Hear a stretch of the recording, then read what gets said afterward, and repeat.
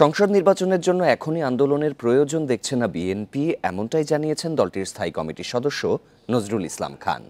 তিনি বলেন, জন আকাঙ্ক্ষা পূরণের লক্ষ্যে অন্তর্বর্তী সরকার কাজ করবে বলে আশাবাদী বিএনপি। গুলশানে বিএনপি চেয়ারপারসনের রাজনৈতিক কার্যালয়ে বিকেলে 12 দলীয় জোটের সঙ্গে বৈঠক শেষে এসব কথা জানান নজরুল ইসলাম খান। বান্ডেল থাকলে প্রতি সেনমানিতে টাকা বাঁচবে। বিকাশ সেনমানি বান্ডেল কিনে জিতুন প্রতি লেনদেনে। বৈঠকে নির্বাচনের রোডম্যাপ, প্রশাসনে থাকা ফ্যাসিস্টদের অপসারণ ও জুলাই আগস্টে গণহত্যার বিচারের দাবি নিয়ে আলোচনা হয়। প্রধান উপদেষ্টার সঙ্গে বৈঠকের বিষয়ে 12 দলীয় জোটের নেতাদের জানান বিএনপি নেতারা।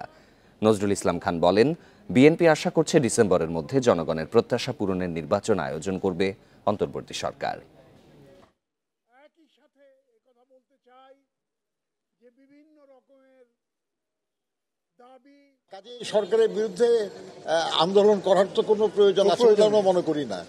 আমরা মনে করি আর কি যে সরকার জনগণের আকাঙ্ক্ষা অনুযায়ী কাজ করবে, আর সেই রকম যাতে কাজ করে সেই জন্য আমরা আমাদের মতামত ব্যক্ত করছি, তুলে ধরছি।